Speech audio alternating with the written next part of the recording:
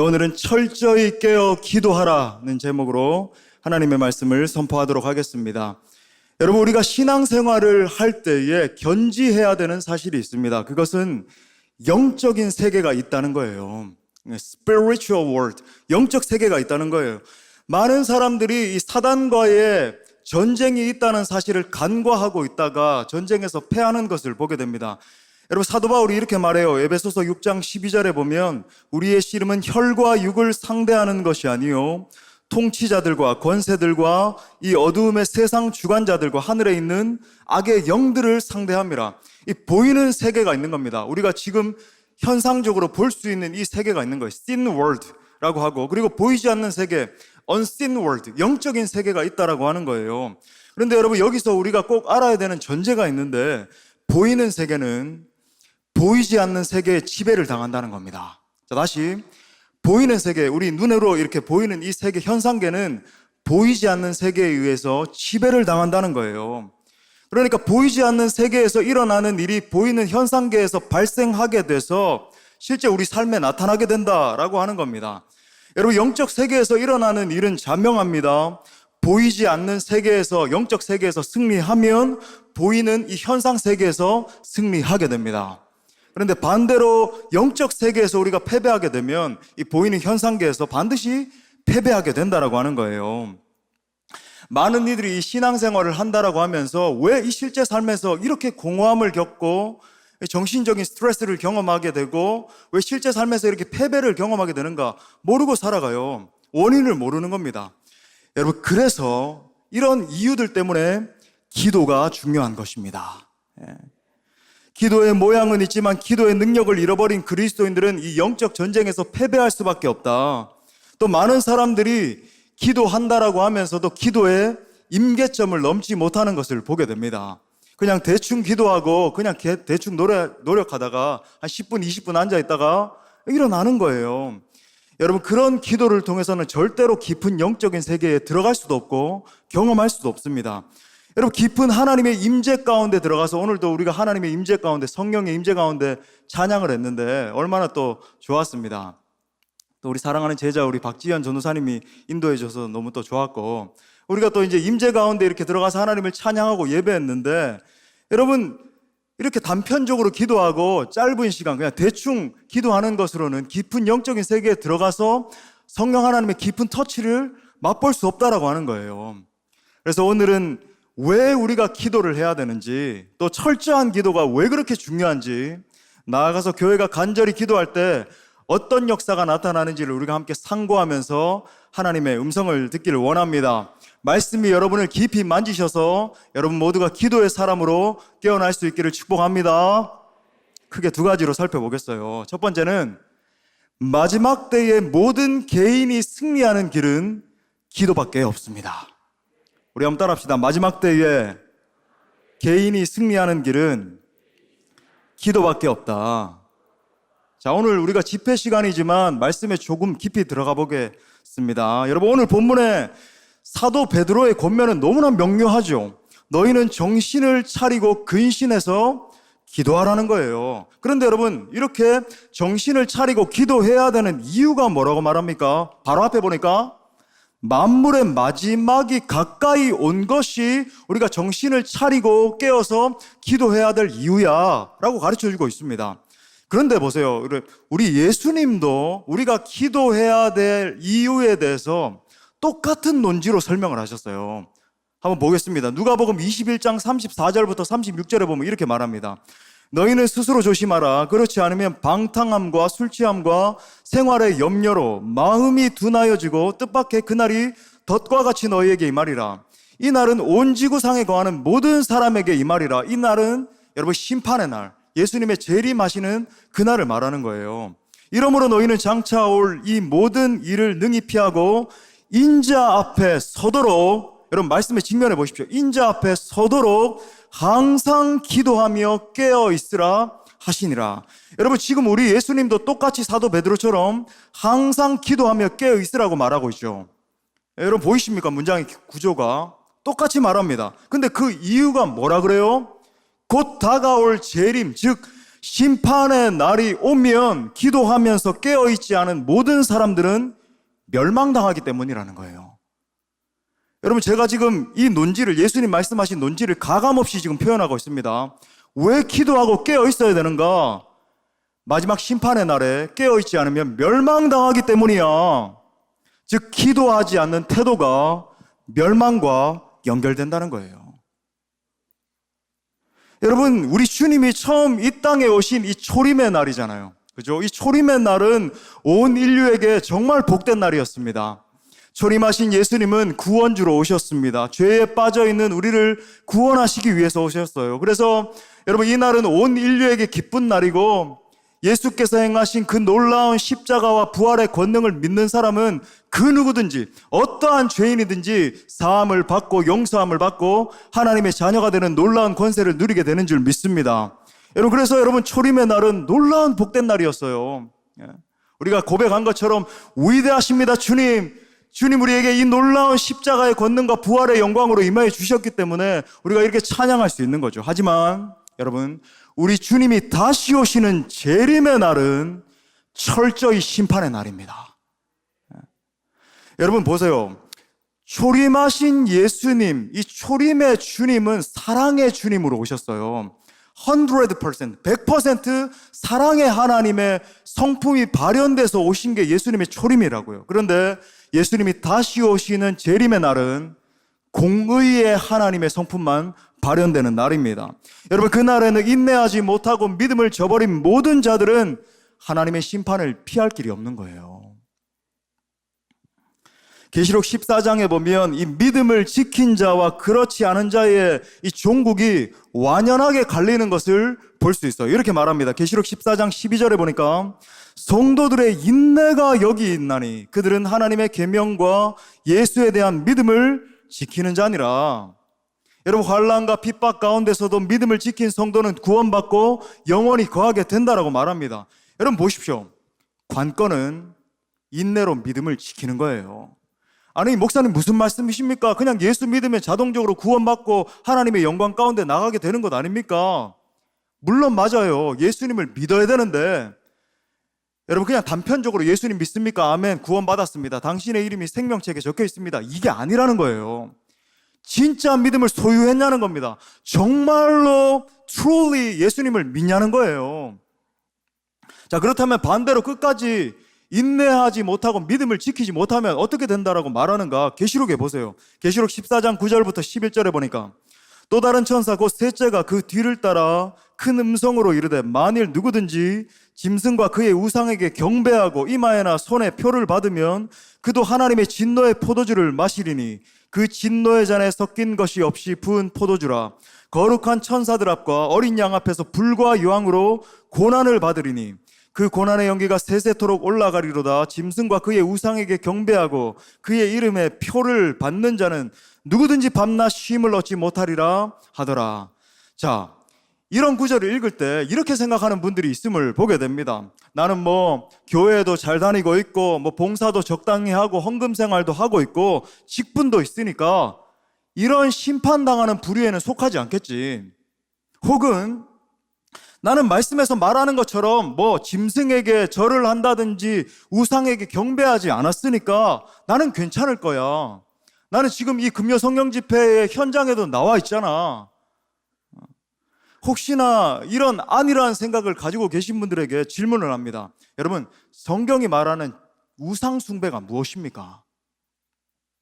질문을 좀 더 축소를 해서 여러분, 성경이 말하는 우상이 뭐예요? 꼭 뭐 석가모니나 금송아지 같은 것들을 갖다 놓고 절을 해야 우상 숭배입니까? 물론 여러분, 그런 것들도 우상 숭배죠. 그럼 뭐 명료하죠. 그런데 여러분 잘 들으십시오. 성경이 말하는 우상 숭배의 본질은 예수님보다 더 사랑하는 그 무엇입니다. 예수님보다 더 많이 추구하고 따라가는 것, 예수님보다 더 내 마음을 지배하고 있는 것, 그거 언제 할 수 있냐면요, 내가 정말로 나 홀로 있을 때 내가 무엇을 더 추구하고 더 사랑하고 더 바라보는지를 보면 돼요. 그게 사실 내 신인 겁니다. 예배 현장에 나와서는 주님을 찬양합니다. 주님 나의 왕이십니다. 고백을 하지만 여러분, 회중 가운데서는 누구나 그렇게 할 수 있어요. 강력한 사운드가 있고, 그죠? 앞에서 뜨겁게 찬양을 인도해주고 하니까 눈물도 좀 나고 콧물도 심하면 더 나고, 그죠? 할 수 있습니다. 하지만 내 삶의 현장에 내가 홀로 있을 때 내가 무엇을 추구하고 있고 내가 무엇을 더 사랑하는지를 보면 내 진짜 신이 무엇인지를 알 수 있다고요. 다시 말해, 예수님이 나의 왕, 나의 하나님이 아니라 다른 어떤 것에 빠져서 그것을 내 만족, 내 기쁨 삼으면서 살아가는 것을 말하는 거예요. 여러분, 영적인 시각에서 볼 때 예수님보다 더 사랑하는 그것에 내가 영적으로 절하고 있는 겁니다. 경배하고 있는 거예요. 특별히 여러분, 누가복음 21장 34절에서 예수님께서 마지막에 우리가 우상 숭배할 수 있는 그 대상들에 대해서 이렇게 축약을 하셨어요. 우리 예수님 정말 놀라운 분이십니다. 여러분, 성경은 정말 진리인 줄 믿습니다. 성경은 우리의 마음을요 헤집어놔요. 우리의 심령을 감찰하십니다. 수술하시는 게 성경이에요. 누가복음 21장 34절에서 이렇게 말합니다. 우리 다 같이 읽겠습니다. 시작. 너희는 스스로 조심하라. 생활의 염려로 마음이 둔하여지고 뜻밖의 그날이 덫과 같이 너희에게 임하리라. 자, 보십시오. 이 말씀에서도 뜻밖의 그날이 덫과 같이 임하리라, 지금 종말론적으로 예수님이 설명을 하고 계시다는 거 여러분 깨달아지십니까? 예, 종말론적인 이야기를 하시는 거예요. 자, 이 논지에서 지금 예수님이 이 마지막 때에 큰 세 가지가 우리의 우상이 될 수 있음을 비유적으로 설명을 하고 있어요. 이 세 가지는 쉽습니다. 방탕함과 술 취함과 생활의 염려죠. 여러분, 이 비유는요 명료합니다. 쉬워요. 복잡한 게 없어요. 이 마지막 때에 우리를 방탕하게 만드는 것이 무엇인가? 내가 더 성공하는 것이죠.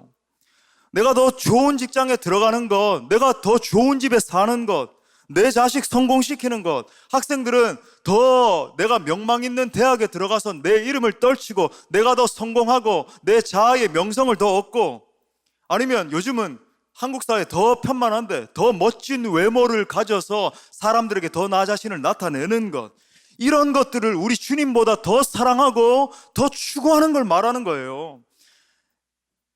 여러분, 현대의 많은 사람들이 이런 우상에 빠져서 여러분 넘어지고 있는 걸 보는 거예요. 물론 제가 여기서 지금 뭐 공부도 하지 마시고, 그죠? 뭐 좋은 직장에 들어가서 열심히 일도 하지 말라는 그런 이야기가 아닙니다. 세상 성공, 세상 인기, 세상 명예 같은 것들이 예수님보다 더 앞서는 걸 말하는 거예요. 저는 이 현대 한국 사회를 바라보면서 제가 여러분 아시겠지만 오랜 시간 동안 이제 유학 생활을 하다가 한국에 다시 돌아왔는데 더 극명하게 느낀 게 뭐냐면 허영입니다. 허영이 얼마나 많은 사람들의 이 심령을 지배하고 있는 줄 몰라요. 소위 카푸얼 그러면서, 그죠? 나는 좋은 차는 타야 되겠는데 원룸에 사는 거예요. 밥 한 끼 때울 힘도 없는데 사람들에게 보여주는 것, 무슨 뭐 하차감 뭐 이런 이야기 하더라고요. 저는 몰랐습니다. 최근에 듣고 이렇게 알게 됐어요. 허영심이 사람들의 마음을 가득 채우고 있는 겁니다. 어떻게 하면 다른 사람들에게 더 좋은 모습을 보일까? 더 인기를 누릴 수 있을까? 비단 여러분, 사역자들도 다름이 없습니다. 사역을 하면서도 어떻게 하면 내 명성을 더 드러내 볼 수 있을까? 어떻게 하면 내가 더 성공적인 모습을 보일 수 있을까? 내가 어떻게 하면 더 많은 사람들의 칭송을 들을 수 있을까? 여기에 매몰되어 있는 거죠. 여러분, 또 이 마지막 때에 우리를 술 취하게 만드는 것은 무엇입니까? 여러분, 이건요 단순히 술 취하는 것만 말하는 게 아니라 우리를 각종 중독에 빠지게 만드는 것들을 말합니다. 술 중독, 마약 중독, 도박 중독, 게임 중독, 성 중독, 음악 중독, 미디어 중독, 드라마 중독, 쇼핑 중독 등 각종 중독을 말하는 거예요. 오징어 게임 중독. 저는 오징어 게임에 중독됐습니다. 한번 손 들어보세요. 발가락 한번 들어보세요. 여러분 많이 뭐 보신 것 같은데 저는 안 봤습니다. 그런데 여러분, 제가 뭐 농담처럼 말하지만 수많은 사람들이 하루 종일 이 SNS에, 유튜브에 빠져서 하루 종일 넘기고 있고 아무 무의미하게 영적 공허함을 보여주는 거예요. 영적으로 이 속이 뻥 뚫려 있으니까 계속 뭔가, 그죠? 신박한 그런 아이템으로 내 이 뇌를 자극해야 되는 겁니다. 영적 공허함 때문에 그런 거예요, 여러분. 또한 여러분, 이 마지막 때에 수많은 사람들이 생활의 염려에 빠져 있는 걸 보게 되는 겁니다. 아마 대부분 사람들이 그런 것 같은데, 모두 다 무엇을 먹을까, 무엇을 입을까. TV 프로그램 같은 것들이 이런 것들을 계속 조장하는 걸 보는 거예요. 여러분, 29,900원입니다. 39,900원입니다. 그러면 4만 원이 되지 않네. 놀라운 사고를 하는 거죠, 그죠? 4만 원이 안 되니까 이건 살만하다. 사놓고 막 묻어놓고 아무 쓰잘데기도 없고, 그죠? 이런 것들이 사람들을 지배하고 있는 겁니다. 바로 방탕함과 술 취함과 생활의 염려에 빠져 있는 것이 여러분 우상 숭배예요. 결정적으로 여러분 보십시오. 우리 주님 뭐라 그러시냐면, 이 세 가지 우상에 빠져 있으면 우리 안에 일어나는 현상이 있는데, 우리의 내적인 내면에 일어나는 현상이 있는데, 마음이 둔하여 지고라고 말하는 거예요. 너희의 마음이 둔하여 진다. 여러분, 이것의 원어상의 의미가 뭐냐면 우리의 마음의 무게 자체가 무거워지는 것을 말하는 거예요. 다시 말해서 육중하고 강팍한 마음이 되는 겁니다. 그 어떤 외부의 자극에도 반응하지 못하는 마음이 되는 거죠. 바울 서신에 보면요, 이 둔하여진 마음이 모든 죄악의 뿌리가 된다라고 말해요. 여러분 보세요. 인류 타락의 원인이 바로 이것이었습니다. 여러분, 우리 인간이 아담과 하와가 창조될 때 하나님을 추구하고 하나님을 갈망하도록 창조됐다고요. 하나님의 임재에 만족하고 하나님을 찬양하면서 주님 앞에 보좌 앞에 나아가 기도하면서 말씀을 묵상하는 가운데서 기쁨과 만족을 누리고 날마다 풍성한 열매를 맺도록 창조됐어요. Desiring God, 하나님을 갈망하는 것, 이게 우리 인생의 목적으로 그렇게 우리가 창조됐는데 뭘 갈망하기 시작했어요? 보암직도 하고 먹음직도 하고 그러죠. 선악과를 바라보면서 이 선악과, 뭔가 내가 추구하는 것, 하나님이 아니라 내가 뭔가 먹고 싶고 저걸 내가 소유하고 싶고 저걸 먹었을 때 내게 달콤함이 느껴질 것 같고, 보암직도 하고 먹음직도 하고, desiring God이 아니라 하나님을 추구하고 갈망하는 게 아니라 다른 어떤 걸 추구하는 거예요. desiring something else, 다른 걸 바라보면서 추구하고 목말라 하는 겁니다. 여러분, 이게 죄의 본질이에요. 죄의 본질이에요. 여러분, 우리가 꼭 알아야 되는 것이 이 마지막 때에 사단이 노리는 지점이 바로 이것입니다. 여러분이 이것에 직면을 하셔야 돼요. 우리의 마음을 둔하게 만들어서 뚱뚱하고 육중하고 강팍하게 만들어서 그 어떤 말씀을 들어도 반응하지 못하게 하는 거예요. 우리의 마음을 굳게 만들어서 은혜에 반응하지 못하게 합니다. 말씀을 들어도 반응이 없고, 기도를 해도 뜨거움이 없고, 찬송을 해도 감격이 없는 거예요. 왜 오늘은 더 강력한 어떤 음악이 없는 거지? 내가 마음에 드는 찬양을 하지 않네? 오늘 목사님의 말씀의 주제는 내 귀에 거슬리네? 반응하지 않는 거예요. 은혜의 보좌 앞에 있는데, 분명히 하나님의 은혜는 쏟아지고 있는데, 지금도 하나님은 살아 역사하고 계시는데 아무런 감동도 감화도 느끼지 못하는 겁니다.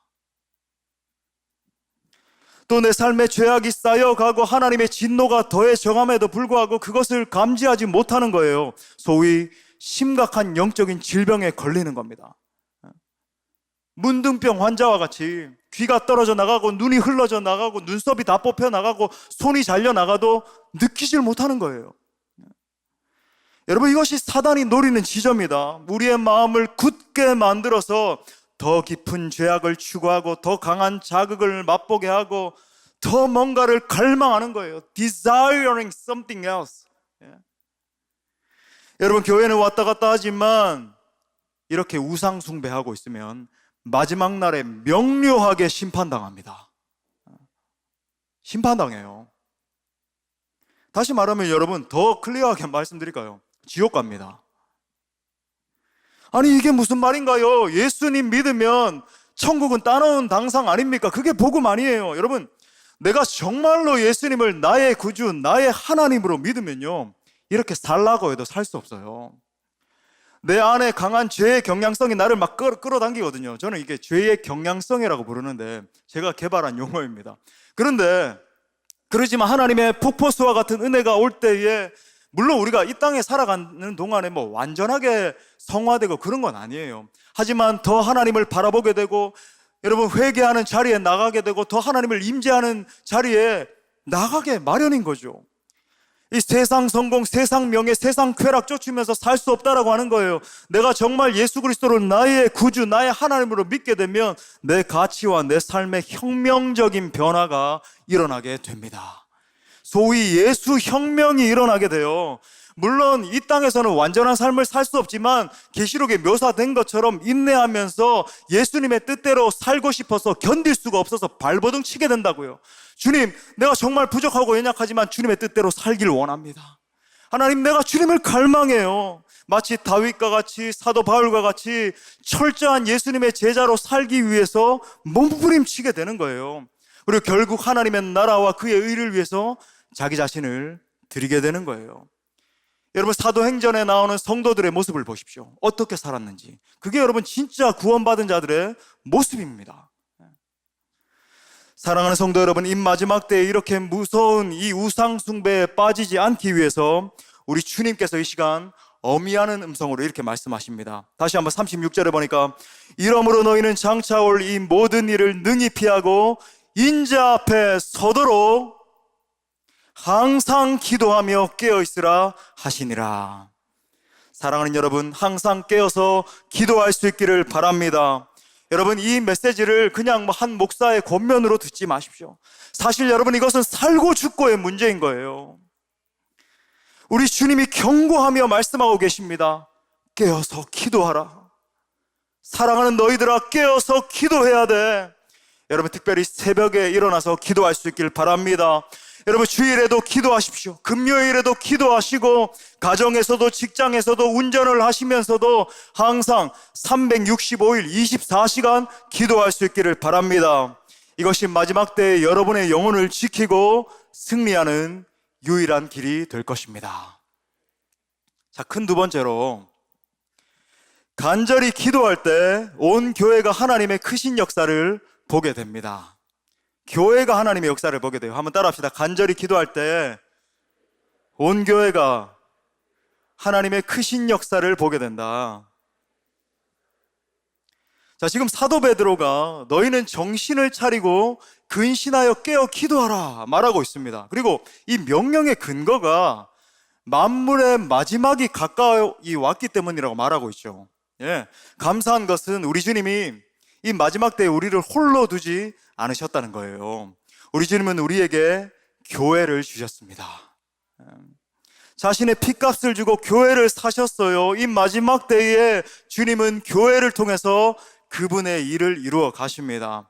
여러분, 그러니까 저는 안나가 성도입니다. 가나안 성도 있잖아요.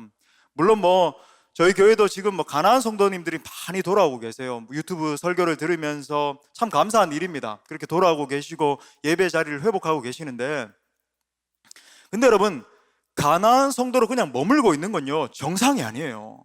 절대로 그 자리에 머물고 있으면 안 됩니다. 하나님은 우리를 교회로 부르신 줄 믿습니다. 하나님의 사명은요, 하나님의 목적은 교회에 있어요.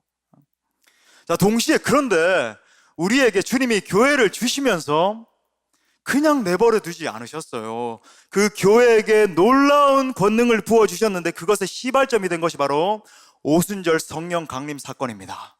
제가 한번 읽어드릴게요. 사도행전 2장 1절부터 4절에 보니까 오순절 날이 이미 이르매 그들이 다 같이 한 곳에 모였더니 호련히 하늘로부터 급하고 강한 바람 같은 소리가 있어 그들이 앉은 온 집에 가득하며 마치 불의 혀처럼 갈라지는 것들이 그들에게 보여 각 사람 위에 하나씩 임하여 있더니 그들이 다 성령의 충만함을 받고 성령이 말하게 하심을 따라 다른 언어들로 말하기를 시작하니라. 자, 이 말씀이 보여주는 그림은 명료합니다. 교회가 합심해서 기도하기 시작했어요. 간절한 마음으로 기도하기 시작하니까 하나님의 시간, 이 하나님의 카이로스적인 타이밍이 있는 거죠. 하나님의 때가 임하니까 하늘로부터 약속하신 성령의 불이 떨어진 거예요. 불이 임했습니다. 우리가 당시 교회의 모습을 상상해 볼 수 있겠죠. 오순절 성령 사건을 예수님이 승천하신 다음에 열흘 정도 진행이 된 다음에 이렇게 임했거든요. 그러니까 우리가 생각해 볼 수 있습니다. 사실 여러분, 성도들의 마음이 쉽지 않았을 거예요. 분명 세상 끝날까지 함께 하신다라고 했는데 우리 주님이 그냥 올라가 버리신 거예요. 너희들 잘 지내 잘 지내 하면서 우리 청년들 많이 아는 그 웹툰처럼 안녕 이러면서 올라갔습니다. 분명히 영광 중에 올라갔지만 성도들의 마음 가운데는 두려움과 염려의 마음이 드는 겁니다. 이게 도대체 무슨 일이지? 우리에게 이 엄청난 사명을 주님께서 하셨던 그 사명을 감당하라고 우리가 과연 이렇게 우리가 연약한데 그 사명을 감당할 수 있을까? 의구심이 들었을 거예요. 이제 로마의 권력과 이 종교 지도자들이 쳐들어와서 자기 자신들을 다 잡아갈지도 모르는 그런 상황입니다. 자신들에게 남겨진 것이라고는 약속한 것을 기다리라고 하는 예수님의 명령밖에 없었어요. 이때 지도자 베드로가 이들의 어수선한 마음을 하나씩 모으기 시작했습니다. 그리고 마가의 다락방에서 함께 기도하자라고 했죠. 기도를 시작할 때는 두려움과 염려, 공포와 슬픔의 마음 때문에 기도가 뜨겁지 않았어요. 그런데 기도가 지속될수록 점점 이들의 기도가 타오르기 시작했습니다. 피곤한 성도가 있으면 잠깐 쉬기도 했지만은 서로 격려하면서 이 기도의 열기가 식을 줄 모르는 거예요. 이 기도가 지속이 되다가 열흘쯤 되었을 때에 갑자기 놀라운 일이 일어나기 시작한 거예요. 하늘을 가르고 약속하신 성령께서 임하신 줄 믿습니다. 각 사람들이 방언으로 말하기 시작하고 여러 가지 성령의 역사들이 가시적으로 막 나타나기 시작했어요.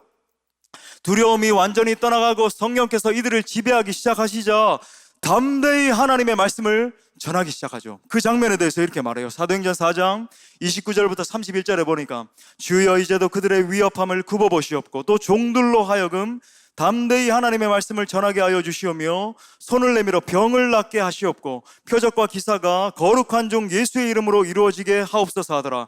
빌기를 다음에 모인 것이 진동하더니 무리가 다 성령이 충만하여 담대히 하나님의 말씀을 전하니라. 여러분, 이 이후에 두 가지 가시적인 피나미나, 그런데 이 현상들이 막 일어나기 시작했어요. 첫 번째는 뭐냐면 폭발적인 사역이 일어났습니다. 예전에 그들의 능력으로는 감당할 수 없었던 막 사역들이 일어나는 거예요. 기도를 하는데 병든 자가 치유되는 역사가 일어나고 안진뱅이가 일어나고 눈먼 자가 눈을 뜨는 겁니다. 심지어 여러분, 사도 바울이 손수건을 얹고 기도해주고 말씀을 선포하기 시작할 때 죽은 자가 살아나기도 하는 거죠. 또 더불어서 일어난 현상이 있는데 폭발적으로 선교의 지경이 넓혀지기 시작했어요. 우리 도목사님 자주 언급하시는 안디옥 교회를 중심으로 해서 여러분 폭발적인 선교 운동이 벌어지기 시작했습니다. 1차, 2차, 3차, 4차에 걸친 엄청난 복음 전파가 일어나기 시작했죠. 사랑하는 여러분, 오늘날 교회에 필요한 것이 바로 이 같은 성령의 역사인 줄 믿습니다. 여러분, 우리에게 다른 어떤 미사 여구가 필요한 게 아니에요. 오늘날 교회에 절대적으로 필요한 것이 바로 성령께서 부어주시는 부흥의 역사인 것입니다. 여러분, 물론 제가 지금 말씀드리고 있는 이 부흥은 단순히 양적인 성장에 국한된 것이 아닙니다. 물론 양적인 성장도 중요하지만은 우리는 궁극적인 부흥이 일어나길 사모해야 돼요. 이 마지막 때에 약속하신 성령의 비가 각 교회들 위에 부어지기를 기도해야 됩니다. 또한 여러분, 각자의 심령 위에 폭포수와 같은 영이 임하기를 소원해야 되는 거예요. 주님께서 진정한 부흥을 주셔서 나라와 민족과 열방을 살리는 각 개인과 교회들로 일어나야 될 줄 믿습니다. 여러분, 그런데 분명한 것은 이 부흥의 역사는 단순히 구호로 되는 게 아니라고 하는 거예요. 여러분, 이러한 역사는 어떤 프로그램을 통해서 임하는 것도 아닙니다. 또 좋은 지도자가 세워졌으니까 부흥이 일어나겠구나 하는 것도 아니에요. 여러분, 성경이 명확하게 보여주는 것이 무엇입니까? 이런 부흥의 역사는 오직 성도들의 기도가 모아질 때 일어나는 것입니다. 우리가 마음을 모아서 하늘의 아버지 앞에 기도하기 시작할 때에 성령께서 임하시는 거예요. 우리가 절박한 마음으로 부르짖기 시작할 때 주님이 불을 부어 주시는 겁니다. 여러분, 기독교 역사상 그 어떤 부흥도 기도 없이 이루어지지 않았어요. 우리 지난주가 이제 종교개혁 504주년이었는데, 그죠? 마틴 루터가 어떻게 종교개혁의 위대한 이 업을 달성한 줄 아십니까? 여러분, 당시 이 로맨 캐톨릭 교회라고 하는 것은 우리가 종교개혁이 일어났다 그러니까 그냥 일어났겠구나, 루터 참 대단하다, 켈빈이 참 위대한 지도자다, 이렇게 생각할 문제가 아니에요. 당시 로맨 캐톨릭 교회는 전 세계를 의미했습니다. 로맨 캐톨릭 교회가 이 교황권이 얼마나 강화됐으면 이제 레오 10세가 이제 교황으로 즉위를 했을 때 여러분 아시는 것처럼 면죄부를 팔기 시작했죠. 그때 이제 루터 가운데 하나님의 거룩한 불이 임하여서 비텐베르크 성당에다가 95개조 방방문 땅 붙이면서 이제 종교개혁이 촉발됐잖아요. 그런데 여러분, 당시 이 교황권은요, 정치, 경제, 사회, 문화, 과학 등 전 세계를 다 지배하고 있었어요. 유럽을. 그런데 어떻게 종교개혁이 일어났는가? 여러분, 그것은 개혁자 마르틴 루터의 탁월한 어떤 지도력이라든지 어떤 인간적인 수단에 의해서 일어나지 않았습니다. 루터는 철저한 기도의 사람이었습니다. 종교개혁의 대가업을 이루고 주님 앞에 서기 전에 이 루터의 마지막 고백을 들어보십시오. 이렇게 말합니다. 나는 내 기도가 사탄보다 강하다고 생각한다. 그렇지 않았다면 나는 이미 오래전에 딴 길로 갔을 것이다.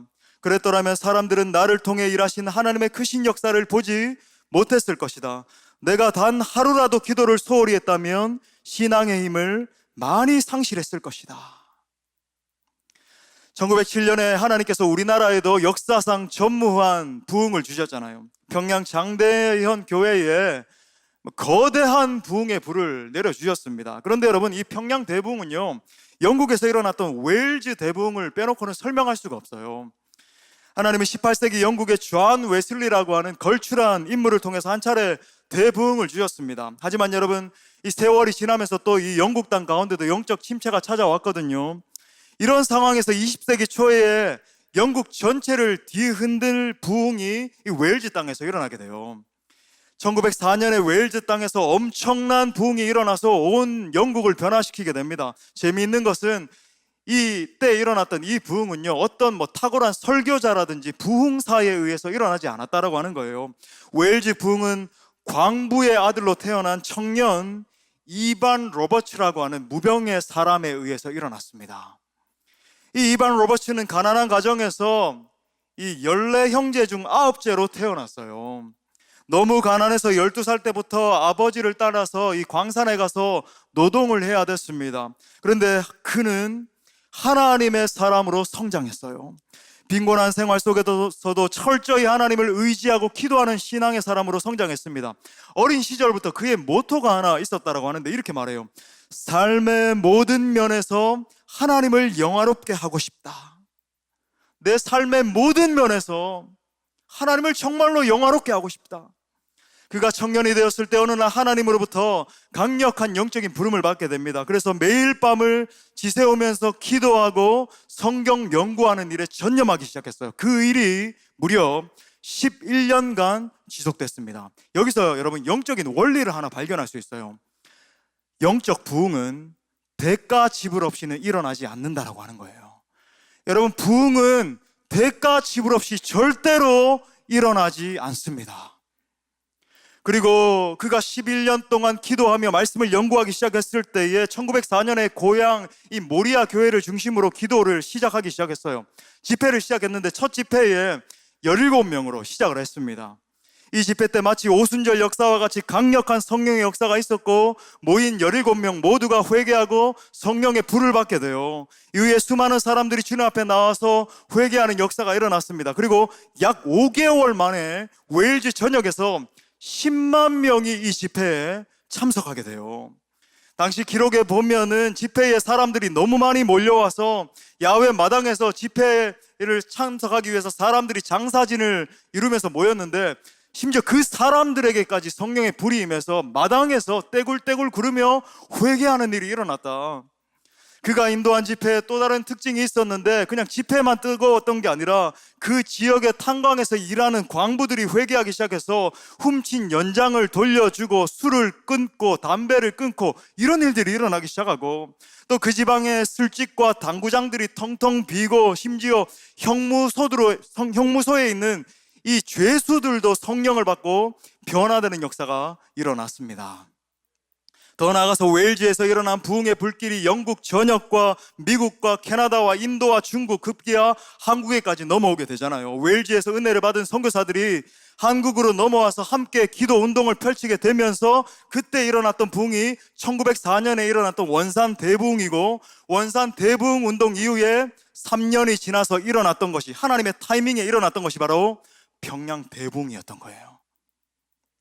여러분, 이 모든 것이 이반 로버츠라고 하는 청년이 기도하기 시작했을 때 일어난 것입니다. 사랑하는 청년 여러분, 사랑하는 성도 여러분, 사랑하는 한성교회 여러분, 우리가 보고자 하는 부흥은 바로 이런 부흥인 거예요. 물론 웨일즈 부흥이나 평양 대부흥 같은 역사는 하나님의 주권 가운데 일어난 역사입니다. 하지만 여러분, 분명한 사실은 하나님께서 이 마지막 때에 우리 가운데 가지고 계신 부흥의 계획이 있다라고 하는 겁니다. 아니 목사님, 이 코로나 와중에 무슨 부흥 이야기입니까? 저는 영적으로 느껴요. 이 시대 가운데 하나님이 이 코로나를 머지않은 때, 바라기는 머지않은 때에 종식되게 하실 줄 믿는데, 하나님이 이 코로나가 끝난 다음에 엄청난 일을 계획하고 계실 것이다. 하나님이 약속하신 이 마지막 때의 부흥이 임하게 될 줄 믿습니다. 그런데 분명한 사실은 부흥은 기도하는 자들의 기도를 통해서 일어난다라고 하는 거예요. 여러분, 성도들이 마음을 합쳐서 기도해야 되는 때입니다. 지금 우리가 당면하고 있는 상황을 보십시오. 지금 한국교회가 급속히 쇠락해 가고 있고, 작년 한 해만 우리 합동층에만 여러분 17만 명이 사라졌고, 한국교회 전체적으로 말하면 100만 명 이상이 줄어들었다 그래요. 예배하는 청년들이 사라져가고 있고, 다음 세대 아이들은 어떻습니까? 한국교회 50% 이상이 차세대 아이들이 없다라고 하는 거예요. 교회는 점점 더 쇠락하고 부패해가고 있고, 사람들은 신음하고 있습니다.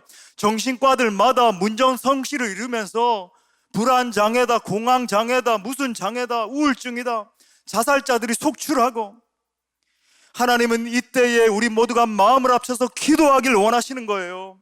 이반 로버츠처럼 하나님을 전심으로 갈망하길 원하시는 겁니다. Desiring God, 하나님, 우리가 하나님만을 갈망합니다. 다른 어떤 은혜를 구하지 않겠어요. 오직 주 예수 그리스도께서 우리 가운데 임하여 주옵소서. 잠언 8장 17절 말씀에서 이렇게 말합니다. 나를 사랑하는 자들이 나의 사랑을 입으며 나를 간절히 찾는 자가 나를 만날 것이라. 나를 간절히 찾는 자가, 하나님을 소망하는 자, 하나님만 갈망하는 자, 주님, 저는 주님 없이는 단 한순간도 살 수 없습니다, 외치는 자가 주님을 만날 것이다. 여러분, 이것이 주님이 하신 약속인 줄 믿어요. 우리가 간절히 주님을 찾을 때 오늘 이 밤에 주님이 우리를 만나 주실 겁니다. 우리가 기도하기 시작할 때에 약속하신 성령을 부어 주실 거예요. 그래서 내 안위를 위해서 내가 뭔가 드러나고 내 사역이 더 탁월해지고 이런 게 아니라, 모든 열방과 한 번도 예수 그리스도를 들어보지 못한 저 UUPG 지역, Unreached, Unengaged People Group, 그죠? 한 번도 예수님을 들어보지 못한 사람들에게 나아가서 복음을 선포하는 역사가 일어나고, 영적으로 죽은 자들이 살아나는 그런 일들을 우리를 통해서 일으켜 주실 줄 믿습니다. 할렐루야. 말씀의 결론을 맺겠습니다. 제 안에 있는 한 가지 확신이 있어요. 교회의 성장과 이 부흥의 키는 오직 성령의 능력으로 부음받은 한 사람이라는 겁니다. 사람이에요. 많은 사람들이 교회 성장에 관심을 가지면서 이런 프로그램, 저런 어떤 시스템을 찾아다니면서 각종 세미나에 참석하는 걸 보게 됩니다. 물론 제가 무슨 체계적인 시스템이 필요 없다든지 멋진 어떤 시설, 화려한 어떤 것이 필요 없다라고 하는 게 아니에요. 하지만 여러분, 그게 정답이 아니라고 하는 겁니다. 여러분, 진정한 부흥의 키는 한 사람의 준비된 리더의 존재에 있습니다. 존재예요. doing이 아니라, 무언가를 하는 게 아니라 being, 존재예요. 존재. 하나님은 존재를 통해서 일하는 거예요. 리더의 존재 안에 성령의 불이 타오르면 그 불이 다른 사람을 태우게 마련인 겁니다. 한 사람 안에 있는 불은 옆에 있는 사람들에게 옮겨 붙게 돼요. 그리고 그 불을 경험한 사람들이 또 다른 사람들을 성령의 능력으로 태우게 되는 겁니다. 여러분, 이것이 성령께서 역사하시는 원리예요. 제가 한성교회에서 사역하면서 우리 도원웅 목사님을 통해서 본 것이 바로 그런 역사입니다. 제가 부임하고 한 달 후에 우리 장로님 아시지만은 우리 목사님께서 임 목사는 내 옆에 와서 같이 기도하자 그러시는 거예요. 우리 대도원웅 목사님께서 내 바로 옆에 와서 같이 기도하자. 제 마음이 어떻겠습니까? 할렐루야, 감사합니다 이랬겠습니까? 주여 날 살려주옵소서. 뭐 순종하는 마음으로 왔지만 목사님 옆에 계시니까 예? 부르짖는 기도가 그냥 막 터지는 거죠. 이렇게 기도하다가 이렇게 옆에 보면 바로 옆에 계시니까. 예. 그런데 제가 이 목사님 옆에서 사역하는 내내 기도를 같이 하면서 체득적으로 배운 것이 하나 있습니다. 이 목사님께서 얼마나 절박함과 눈물로 기도를 하시는지 제가 바로 옆에서 지켜봤잖아요. 당시에 이제 우리 한성교회에 오셔서 초창기였습니다. 그래서 여러 가지 교회의 어려운 상황들을 끌어안고 우리 목사님께서 맨 앞자리에서 저는 의구심이 들었어요. 왜 목사님 그래도 이제 연세도 있으시고 좀 안정적일 될 수 있는데 이렇게까지 절박하게 기도하실까? 어떤 날은 제가 이렇게 더 늦게까지 기도할 때가 있고 어떤 날은 이제 목사님이 더 늦게까지 기도하실 때가 있고 이런데 이제 목사님이 먼저 일어나실 때 제가 옆을 이렇게 보면 항상 이 티슈가 수북히 쌓여 있었어요. 처음에는 우리 목사님이 축농증이 있으신가 이런 생각을 했다가 그게 아니라는 걸 깨달았어요. 날마다 눈물로 찬송하셨다가 기도하셨다가 찬송하셨다가 기도하셨다가 그걸 제가 옆에서 본 거예요.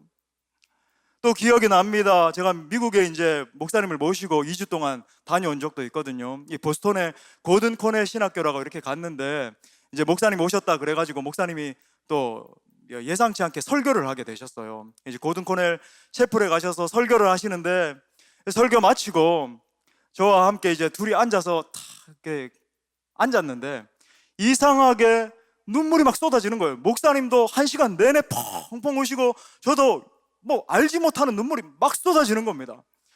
갔다 와서 목사님과 나눴죠. 목사님 많이 눈물이 나셨죠. 저도 이렇게 많이 울게 됐는데 왜 그럴까요? 그냥 하나님의 임재가 느껴지는 거예요. 하나님의 임재 앞에 펑펑 우는 겁니다. 여러분 안정적인 자리에서 담임 목회자가 된 다음에 그리고 이제 목회도 너무 화려하게 잘하고 계시고 한국교회가 알아주는 목사님이 되셨고 한데 그렇게 절박한 마음으로 기도할 이유가 없단 말이죠. 심지어 해외에 휴가까지 가셔서. 근데 1시간 동안 펑펑 우셨어요. 그리고 또 터버너클 철치 브루클린에 있는 그 철치에 가서 예배를 드리면서도 2시간 반 동안 마치 어린아이처럼 손을 높이 들고 찬양하시고 기도하고 제가 그런 장면들을 다 목격을 한 거죠. 키가 여기 있구나. 어떠한 시스템이라든지 어떠한 탁월한 리더십, 물론 리더십도 탁월하시지만 그게 아니라 정말로 하나님의 임재 앞에 기뻐하고 마치 어린아이처럼 하나님의 임재에 목말라하고 하나님 주님 없이는 살 수 없습니다. 주님 우리 교회 가운데 임하여 주옵소서. 하나님 은혜를 주셔야지만 우리 한성교회가 진행할 수 있겠습니다. 기도하는 그 기도의 소리를 들으시고 하나님이 역사하고 계시는구나. 저는 체득으로 느끼게 배우게 된 것입니다. 물론 지금도 생생한 그 모습이 저의 목회 현장에서도 구현되고 있습니다. 사랑하는 여러분, 하나님은 기도하는 한 사람을 통해서 일하십니다.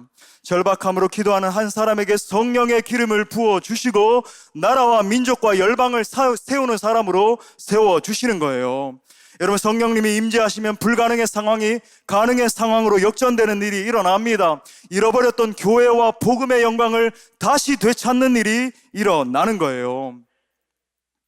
마지막 예 하나 들고 마치겠습니다. 2019년에 작고하셨는데 이 아프리카를 성령의 능력으로 뒤덮은 이 라인하르트 본케 목사님이 계십니다. 그는 독일 프랑크푸르트에 있는 본부를 둔 이 국제적인 선교단체인 Christ for All Nations라고 하는 단체의 창시자이시고 여러분 책도 있는데 불의 전도라고 하는 책, 아주 이 책 제목처럼 뜨거운 책입니다. 이 저자로 유명하세요. 이 본케 목사님이 아프리카에서 30년 동안 사역을 하시는 동안에 최소 4억 5천만 명 이상을 회심시키는 일에 쓰임 받으셨습니다. 처음 그가 아프리카에서 집회를 시작할 때 처음부터 몇천 명 있었던 게 아니라 40명의 회중을 가지고 시작을 하셨어요. 그때 이렇게 믿음으로 기도했다고 합니다. 하나님, 저는 하나님을 제한하지 않겠습니다. 저는 하나님을 제한하지 않겠습니다. 성령의 능력으로 이 땅에 수백만의 사람을 주님께로 인도하고 싶습니다. 본케 목사님의 아프리카에서의 이 놀라운 역사를 시작한 도화선과 같은 그런 집회가 있었습니다. 어느 날 이 40명의 교회 성도들과 함께 믿음으로 이 1만 명의 좌석을 가진 경기장을 예약을 하게 돼요. 실제로 그곳에 1만 명의 사람들이 몰려와서 복음을 듣고 회개하는 역사가 일어납니다. 또 2000년에는 나이지리아에서 집회를 열었는데 약 100만 명의 사람들이 와서 예수님을 믿고 회개하는 역사가 일어났어요. 그의 사역을 통해서 수많은 병자가 치유되었고 심지어 죽은 자가 살아나기도 했습니다. 그렇게 아프리카 땅의 큰 부흥의 주역으로 일생을 사역하시다가 얼마 안 됐죠. 2019년 79세의 나이로 주님의 부름을 받았습니다. 여러분, 우리 성령님은 정말로 놀라운 분이십니다. 누구든지 기도함으로 성령의 역사 가운데 들어가면 놀라운 하나님의 사람으로 쓰임받게 되는 거예요. 어떤 교회이든지 어떤 단체이든지 성령의 역사가 임하기 시작할 때에 폭발적으로 사명을 감당하는 공동체로 뒤바뀌게 되는 겁니다. 그러므로 사랑하는 여러분, 성령의 임재를 갈망하십시오. 성령님을 깊이 체험하게 해달라고 기도하세요. 건성으로 기도하는 게 아니라 주님, 내가 주님을 경험하기를 원합니다. 사도들에게 임하셨던 주님, 모세에게 임하셨던 영광으로 나타나셨던 주님, 이사야에게 불러 나타나셨던 주님, 믿음의 선배들에게 나타나셨던 그 주님께서 내게도 한 번밖에 없는 내 인생에도 임하여 주셔서 하나님 영광을 위해서 써주시옵소서. 깊이 기도하는 가운데 성령 하나님 앞에 나아가 지혜와 권능을 구할 때에 하나님이 역사하기 시작하는 거예요. 여러분, 교회를 위해서 기도할 때도 가장 먼저 성령의 임재를 구하십시오. 살아계신 하나님, 우리 교회에 성령의 불을 부어주셔서 이 지역과 나라와 민족과 열방을 살리는 교회가 되게 하여 주옵소서. 여러분, 여기에 있는 청년 여러분 기도하세요. 하나님, 제게 성령의 기름을 부어주셔서 나 한 번밖에 없는데 스펙도 없고 뭐도 없고 아무것도 없어요. 하지만 내게 임하여 주셔서 한 번밖에 없는 인생 사용하여 주옵소서. 여러분, 기도는 모든 것을 변화시킬 줄 믿습니다. 기도하기 시작할 때 놀라운 일을 보게 될 거예요. 여러분의 영적 상태가 변화되게 될 겁니다. 여러분의 가정이 변하고 여러분의 자녀들이 뒤집어지는 일이 일어나게 될 것입니다. 또한 교회 공동체가 성령 충만한 부흥의 공동체로 변하는 것을 보게 될 것입니다. 나아가 우리 공동체를 통해서 온 민족과 나라와 열방이 주님 앞에 돌아오는 것을 보게 될 것입니다. 그러므로 이 마지막 때에 철저히 깨어 기도함으로 말미암아 하나님의 부흥의 도구로 쓰임받는 사랑하는 모든 주의 권속들 될 수 있기를 간절히 축원합니다. 우리 말씀을 주신 하나님께 영광의 박수 올려드립시다.